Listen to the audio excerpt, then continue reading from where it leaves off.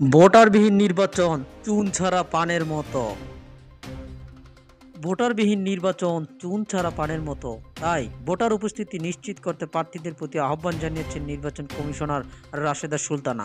সোমবার দুপুরে ঠাকুরগাঁওয়ে জেলা প্রশাসক হলরুমে প্রথম ও দ্বিতীয় ধাপে উপজেলা নির্বাচনে অংশগ্রহণকারী প্রার্থীদের সাথে মত বিনিময়কালে এসব মন্তব্য করেন তিনি। এ সময় তিনি প্রার্থীদের আচরণবিধি মেনে চলার নির্দেশও দেন এবং আইনশৃঙ্খলা বাহিনীর সদস্যদের প্রত্যেক প্রার্থীকে সমান চোখে দেখার নির্দেশনাও দেন নির্বাচন কমিশনার। রাশেদা সুলতানা আরও বলেন, প্রতিদ্বন্দ্বিতাপূর্ণ নির্বাচন ছাড়া গণতন্ত্রের সৌন্দর্য থাকে না।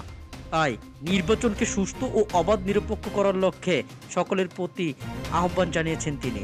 সভায় জেলা প্রশাসক মাহবুর রহমান এর সভাপতিত্বে প্রধান অতিথি হিসেবে বক্তব্য দেন বাংলাদেশ নির্বাচন কমিশনের নির্বাচন কমিশনার রাশেদা সুলতানা। এ সময় অন্যান্যের মধ্যে বক্তব্য দেন অতিরিক্ত জেলা প্রশাসক সার্বিক সুলেমান আলী, অতিরিক্ত জেলা magistrate Ramkrishna Barman, police super Uttam Prasad Pathak, এনএসআইয়ের জয়েন্ট ডিরেক্টর হেমায়েত হোসেন, ঠাকুরগাঁও ৫০ বিজিবির অধিনায়ক কর্নেল মোহাম্মদ তানজির আহমদ, ঠাকুরগাঁও জেলা আনসার বিডিবির জেলা কমান্ডার মিনহাজ আরেফিন, জেলা নির্বাচন অফিসার মঞ্জুরুল হাসান প্রমুখ।